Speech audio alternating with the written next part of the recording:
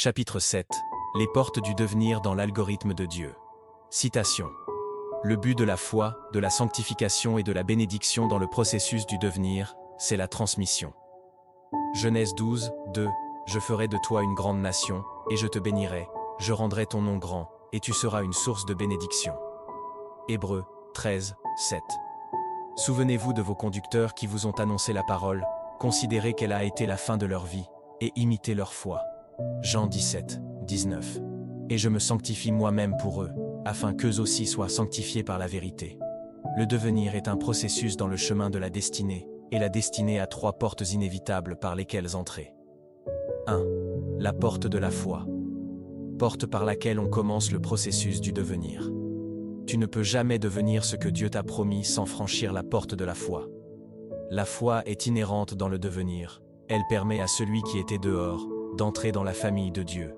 La Bible dit « Ceux qui croiront et se feront baptiser seront sauvés » Marc 16, 16. Mais à tous ceux qui l'ont reçu, à ceux qui croient en son nom, elle a donné le pouvoir de devenir enfants de Dieu. Jean 1, 12. L'homme ne peut que devenir ce que Dieu dit.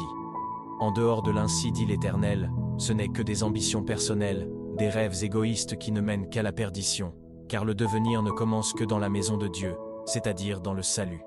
Cette foi du salut n'est que le début. En effet, il y a aussi la foi des miracles, foi qui nous emmène à vivre le surnaturel de Dieu, foi qui déplace les montagnes, foi qui défie la nature et le spirituel. 2. La porte de la sanctification. Lorsque la porte de la foi s'ouvre, l'homme est appelé à activer ou à ouvrir la porte de la sanctification. C'est la porte qui rapproche l'homme de Dieu, c'est la porte qui le fait ressembler à Dieu, c'est la porte qui distingue l'incroyant du croyant. La sanctification donne à l'homme naturel, la nature du Dieu surnaturel. Soyez saints, puisque moi, je suis saint. Lévitique 19, 2. Elle est différente de la discipline, puisqu'elle est tout d'abord une nature, une vie. Pas une vie conduite par une suite de disciplines et d'abstinences, mais une vie dictée par le Saint-Esprit. C'est une nature qui ne s'efforce pas pour être vécue. Lorsque la sanctification devient du machinisme, vérifiez, probablement, il y a une dénaturalisation. 3. La porte de la bénédiction. C'est la porte de la récompense, et qui dit récompense, dit obéissance dans la foi et la sanctification.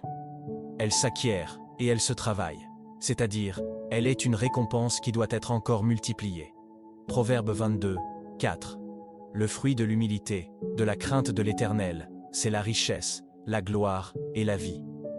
La bénédiction passe par trois niveaux. De la richesse à la vie, en passant par la gloire, à cause de l'humilité et la crainte de Dieu qui sont une manifestation de la foi et de la sanctification. Toutes ces trois portes deviennent évidentes et effectives lorsqu'elles transcendent le niveau d'un individu à une multitude ou à des générations le suivant. Notre foi devient réellement foi, lorsqu'elle fait de nous un générateur de foi, une référence de foi. La Bible nous appelle à considérer la foi de nos conducteurs et de l'imiter. Quand notre foi consiste à nous sauver nous-mêmes, elle n'est pas foi. La foi doit ressembler à un théorème mathématique. Elle ne doit pas se démontrer chez un seul individu ou dans un seul laboratoire, mais également dans plusieurs autres laboratoires qui vérifient et attestent cela. Bien souvent, les athées minimisent la foi chrétienne parce qu'ils n'ont pas encore rencontré un chrétien qui démontre et transmet sa foi. La foi véritable produit la foi chez ceux qui l'écoutent. Dans l'algorithme de Dieu, la foi doit se transmettre d'un individu à l'autre. Allez faire de toutes les nations des disciples. Ceux qui croiront et se feront baptiser seront sauvés. Marc 16, 16.